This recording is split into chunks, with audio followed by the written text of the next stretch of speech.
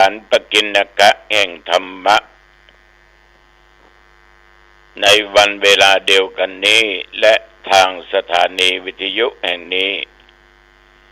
ทุเจ้าวัดหนองตองห่างดงจังหวัดเชียงใหม่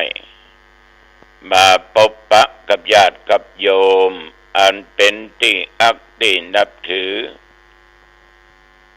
ก่อนอื่นนั้นเรามาไหว้พระและสวดมนต์ในฐานะเอาเป็นชาวพุทธเราต้องมีพระพุทธพระธรรมพระสงฆ์อยู่ในจิตในใจทั้งกายนอกและกายใน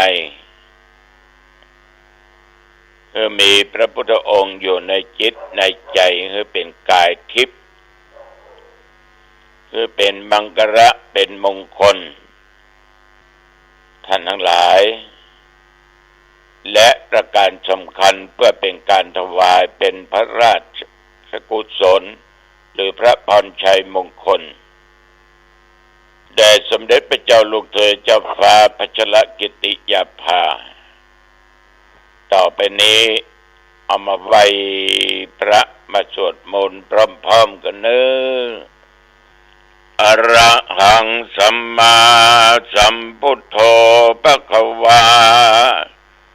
พุทธังภควันตังอภิวาเทมิกราบพระพุทธสวากขาโตภควตาธัมโมธัมมังนัมมัสสามิกราบพระธรรมสุปฏิปันโนภควโตสาวกสังโฆสังฆังนัมมา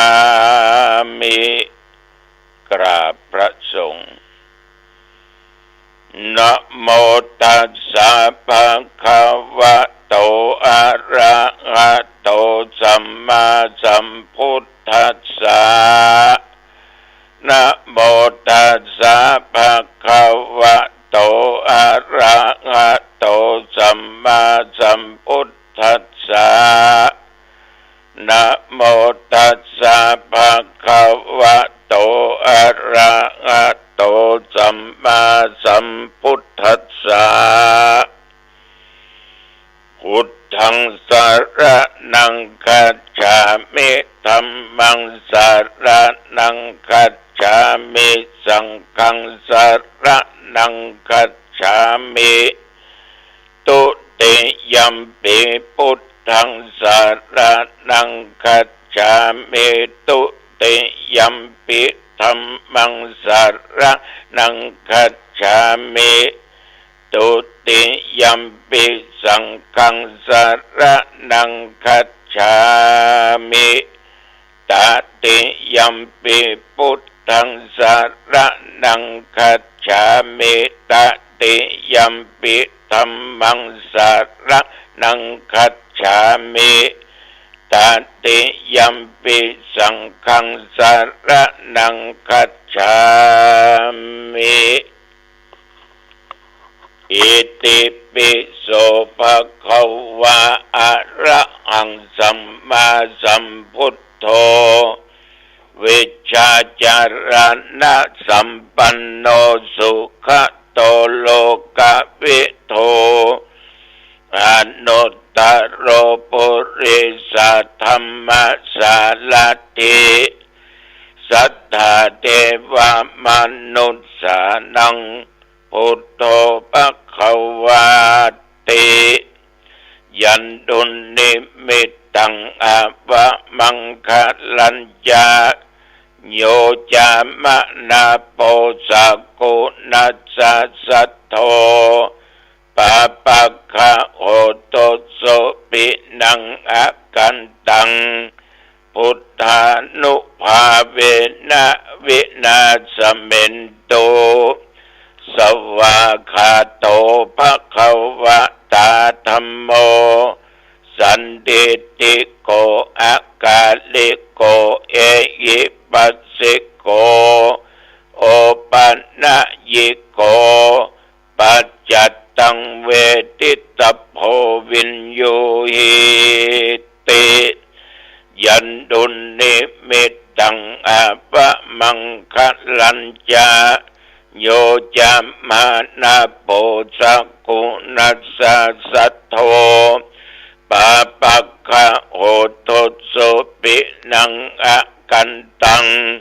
ธัมมานุภาเวนะวินาสเมนโตสุปฏิปันโนภะคะวะโตสาวกสังโฆอุจุปฏิปันโนภะคะวะโตสาวกสังโฆยายาปฏิปันโนภะคะวะโตสาวกสังโฆสามิจิปฏิปันโนภะคะวะโตสาวกสังโฆยะทิทังจัตตาริปุริสายุคาเน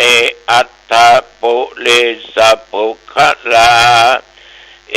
สะภะคะวะโตสาวกสังโฆอาหุนายโยปาหุนายโยทักขินายโยอัญชเลกรณีโยอนุตตลังปุญญเขตังโลกัสสาติยันดุนิมิตตังอะวะมังคะลัญจาโยจามนาโปสักกุนัสสะสัทโธปาปักขะโหตุสุปินังอะกันตังสังขานุภาเวนะวินาสเมนโตโพชังโคสติสังฆาโตธัมมานังวิจโยตถาวิริยัมปิติปัสสัทธิโพชังคาสัตถาปะเลสัมมาตุเปกขะโพชังคาสัตเตเตสัพพัทธัสสินามุนินาสัมมาทัคขตาภาวิตาภาอุลิกตาสังวัตตันติอภิญญายะนิพพานายะจะโพธิยาเอเตนะสัจจะวัชเชนะโสทิเตโอตุสัพพทาเอกัสสมิงสัมมะเยนะโทโมคคัลลานันจะกัสสปังกิลาเนตุกิเตติสวาโพชังเคสัตตะเทสเยเตจะตังอภินันติตวาโรคามุจจิงสุตังคะเนเอเตนะสัจจะวัชเชนะโสทิเตโอตุสัพพทาเอกทาธรรมราชาปิเกลัญเยนะปิปิริโตจุนตเทเรนะตัญเยวะพนาเปตวานะสัตลังสัมโมติตวาจะอาภาธาตัมอาวุธาสิทานะโสเอเตนะสัจจวัชเชนะโสติเตโอตุสัพพทาปะเยนะเตจะอาภาธาตินนันนัมปิมะเหสินังมัคคาอัตตะกิเลสาวะปัตตานุปติธัมมะตังเอเตนะสัจจะวัชเชนะโสติเตโอตุสัพพทาภวตุสัพพมังคลังรักขันตุสัพพเทวตาสัพพพุทธานุภาเวนะสัทธาโสติภวันตุเตภวตุสัพพมังคลังรักขันตุสัพพเทวตาสัพพธรรมา ภวันตุเตภวะตุสัพพมังคลังรักขันตุสัพพเทวตาสัพพสังฆานุภาเวนะสัทธาโสติภวันตุเตบทพุทธคุณธรรมคุณสังฆคุณบทสวดมนต์อันเป็นมงคลโดยสัจจะวาจาอาตมะขอตั้งจิตอธิษฐานขอให้สมเด็จพระเจ้าลูกเธอเจ้าฟ้าพัชรกิติยาภาหรือพระองค์พาท่านได้ทรงหายจากอาการประชวรมีพระสุขภาพพลามัยอันแข็งแรงเข้มข้น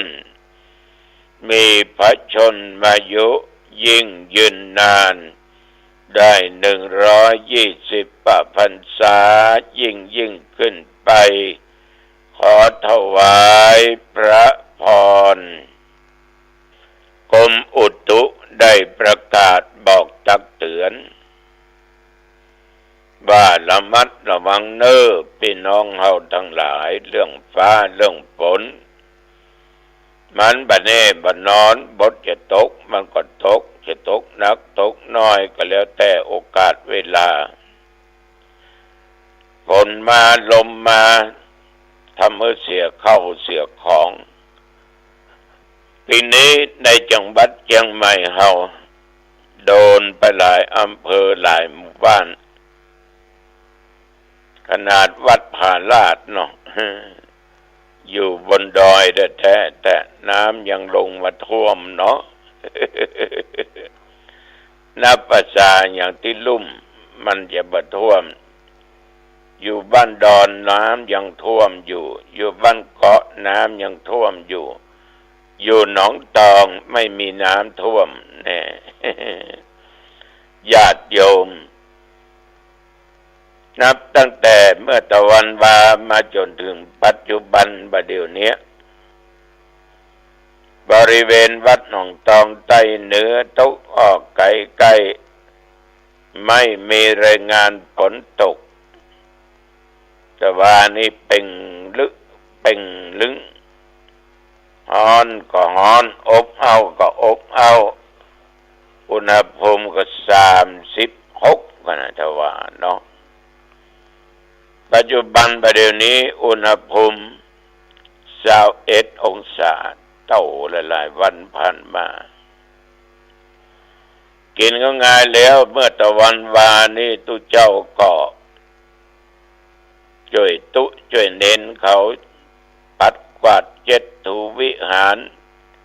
ตั้งเก้าอี้โต๊ะตั้งมานั่งเตรียมงาน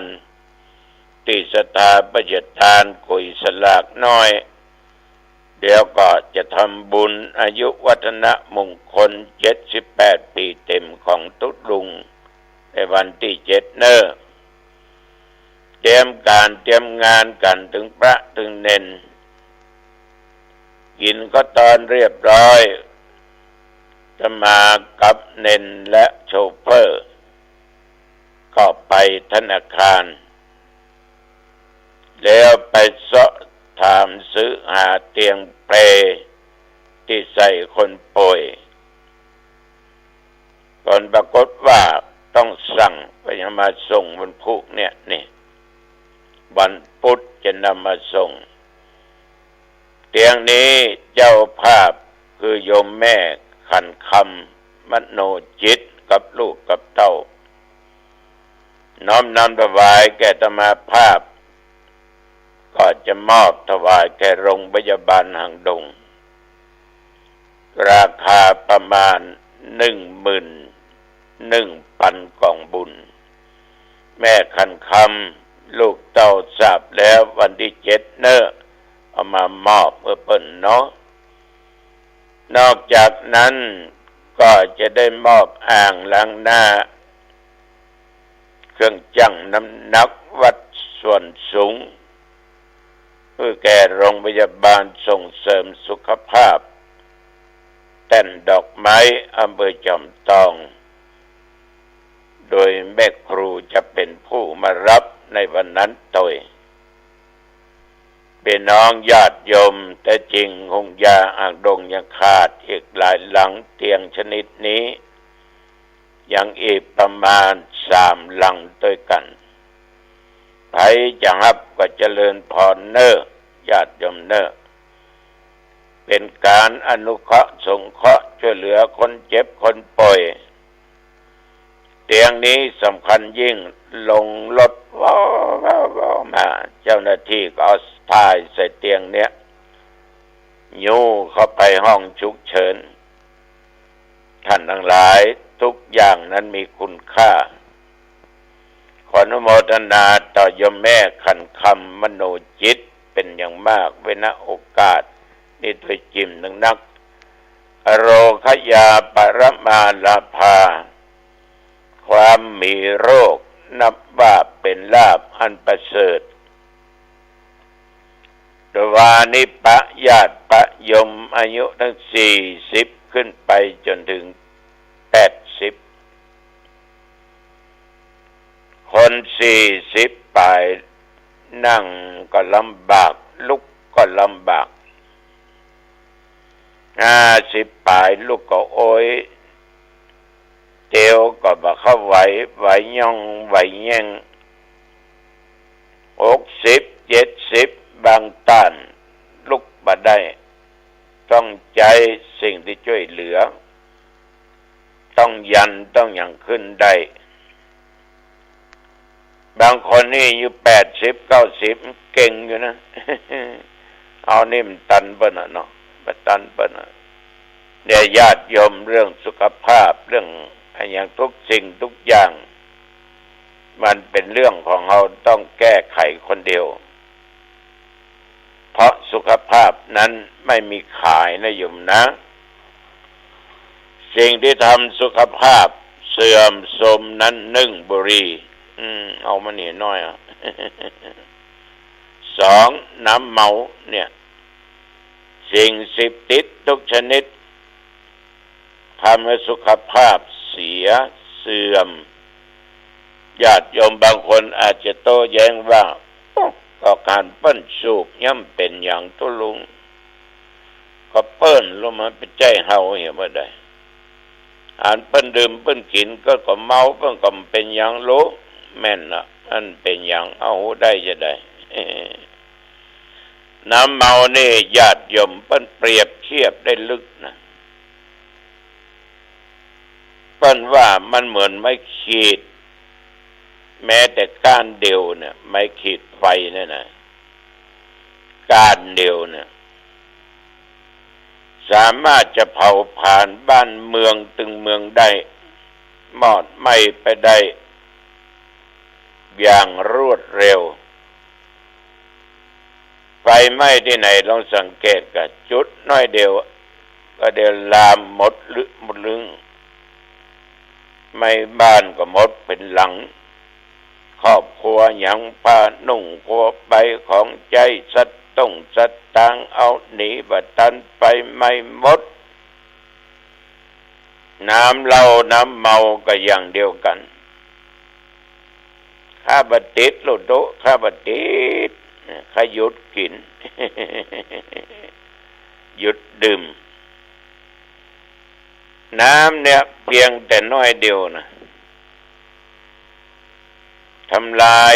ทุกสิ่งทุกอย่างทำลายสุขภาพตัวเองทำให้เกิดโรคต่างๆนานาทำลายถึงชื่อถึงเสียงทำลายถึงเข้าของเงินทองบางทีทำลายผัวทำลายเมียลูกเต้าญาติโยมบางคนที่ให้ที่นาจะประหมดก็เพราะอันเนี้ยน้อยเดียวเนี้ยทุกอย่างในญาติโยมน้ำเมาสามารถทำลายได้เป็นตุเจ้าเป็นเกจิอาจารย์เป็นจันเจ้าคุณจันไหนก็ตามเป็นคณะเจ้าบ้านจันไหนก็ตามน้ำเหล้าเนี่ยที่ทำคนเขาเสีย ทำให้คนเราเสียญาติโยมทำให้คนนี่มีสติเป็นคนลุ่มหลงอยู่ที่ไหนหาเรื่องหาราวใส่ตัวเองผิดเปิ้นพี่น้องชาวบ้านแล้วก็ทำมาอย่างนี้หลงลืมหมดทั้งอดีตปัจจุบันลืมมีประตกปัดเสียงถ้าเมื่อเป็นบ้าเป็นบอเป็นใบเป็นคนปัญญาอ่อนถ้าเมื่อมีแต่ความทุกข์ว่ามีคนเคารพนับถือยำเข่งชื่อเสียงวัฒนธรรมหาแซบหาซอยจะเป็นผู้เจ้าคนบ้านปั่นจังหัวไปที่ไหนเพื่อก็จังเพื่อก็บึนปากใส่ให้คิดเล่าว่าฮะเนาะไอ้เราทำให้เป็นคนที่ขาดสติหลงลืมทำร้ายผู้มีพระคุณได้ลูกฆ่าพ่อลูกฆ่าแม่ผัวฆ่าเมียเมียฆ่าผัวเปื้อนป้องฆ่ากันตัวเจ้าฟัดลูกคุยกันดิดมันทั้งนั้นน่ะน้ำเหล้าน้ำเมาทั้งนั้นญาติโยมบะมีหิริบะมีโอตตปะคนเมาเนี่ยไปพอมันต้องมามีความยังอายมันต้องมีความกลัวต่อบาปต่อกรรมต่อการกระทำในสิ่งบดีมีใบมีบอดญาติโยมนอกนั้นเป็นคนปัญญาทึบเกิดอย่ามาออกนะหมดโอกาสบรรลุมรรคนิพพานนิพพานฤทธิ์แห่งแอลกอฮอล์ฤทธิ์แห่งน้ำเหล้าฤทธิ์แห่งสิ่งเสพติดทุกชนิดเพิ่นว่ามันว่าดีโหตุดีกะกำดีเพิ่นไปแปลงขายยะมันอย่างอีเนาะ ญาติโยมสุดแล้วแต่เนอะแล้วแต่กรรมไปก็เว้นมันนี่ก็แล้วฮะเนาะขยากก็กินเตอะขยากก็เสพเตอะขยากก็ดื่มเตอะเนอะก็ออกไม่ออกเนอะถ้าบ่ฟังนี่นะ อันนี้ตู้เจ้าวัดหนองตองขอฝากไว้เป็นข้อคิดสะกิดใจกับบ่ออกไม่ออกเนอะเอาละวันนี้จะไปมาเป็นเวลาพอสมควรอายุวันโนสุขังพลังพบกันใหม่โอกาสหน้า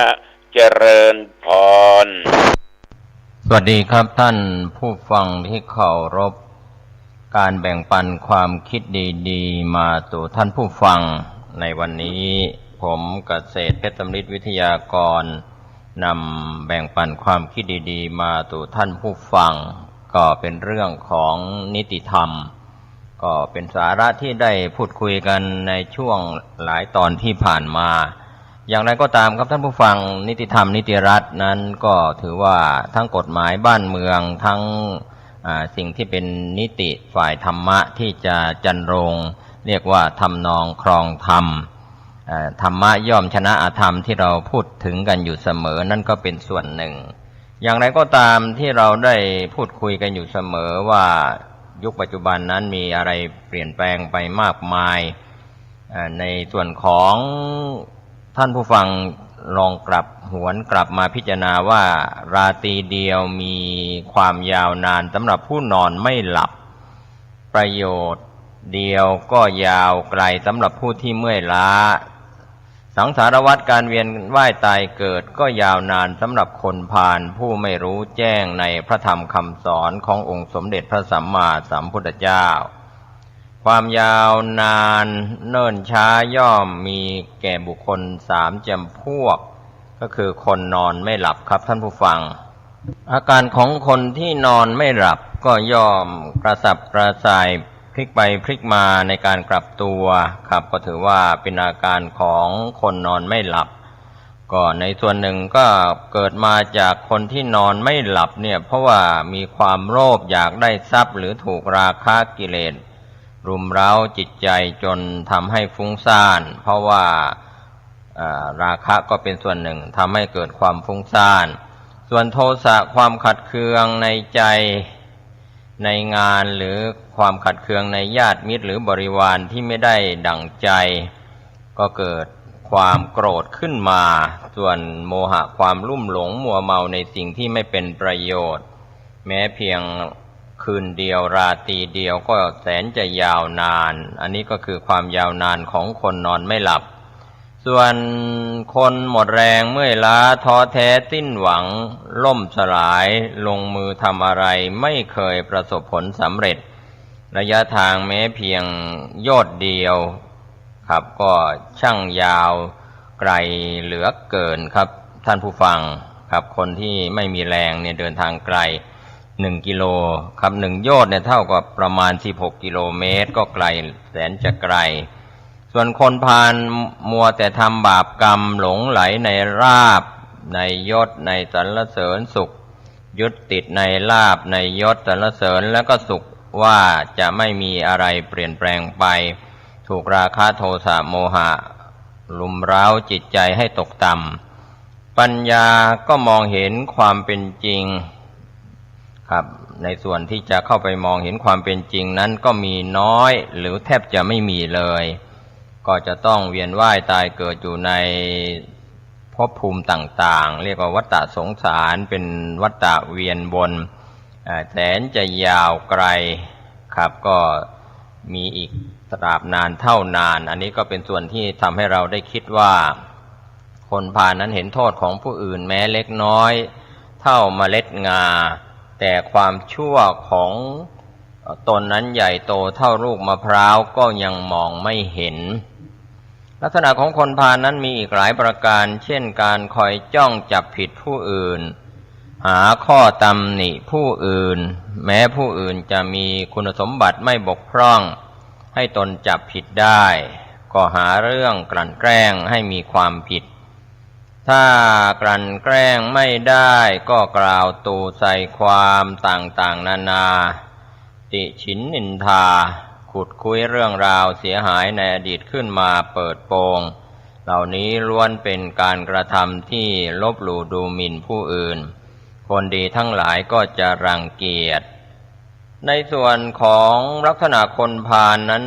ถ้าเราจะดูลักษณะแล้วธรรมดาคนพาลนั้นเฝ้าแต่เพ่งเล็งจ้องจับผิดผู้อื่นความผิดของคนอื่นแม้จะมีเพียงเล็กน้อยเท่าเมล็ดงา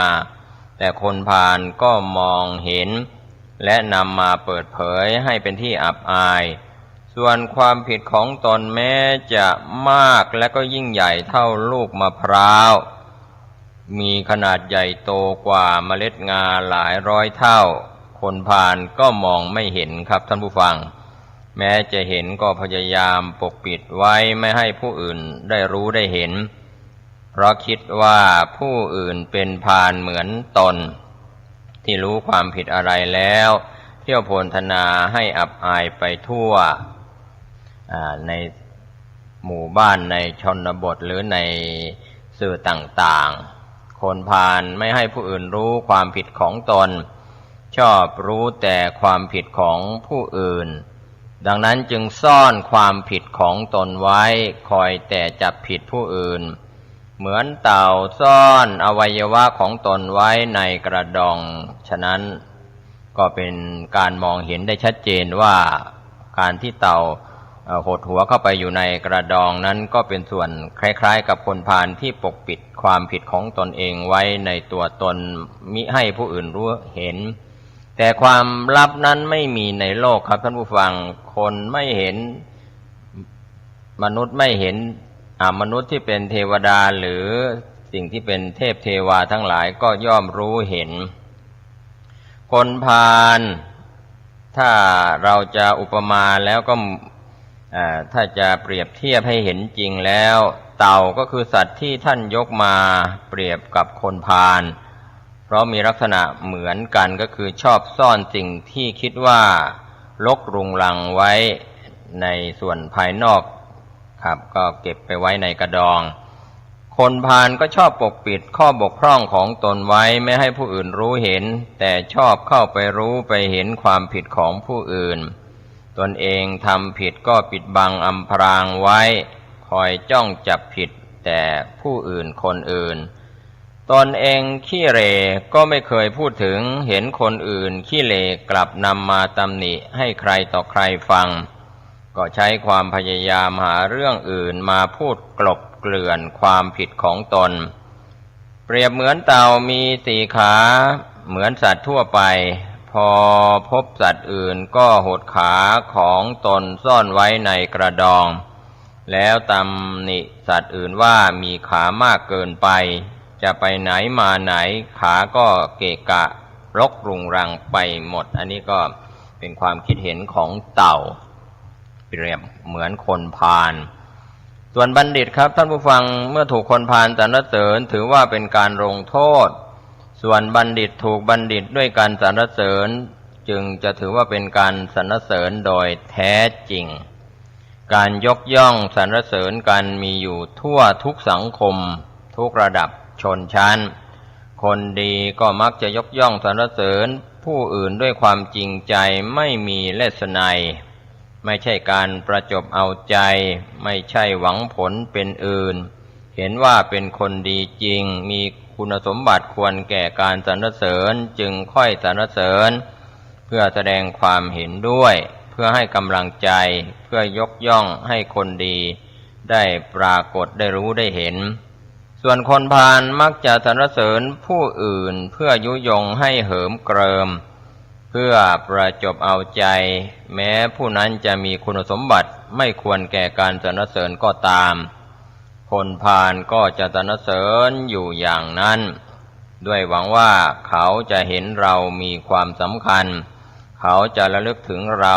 เมื่อเขาเป็นใหญ่ได้ดีแล้วเขาก็จะเกื้อกูลเราเหมือนยุคนบ้าให้หมากัดท่านทั้งหลายถ้าเราจะมาพิจารณาว่าการสรรเสริญของคนพาลนั้นเป็นการ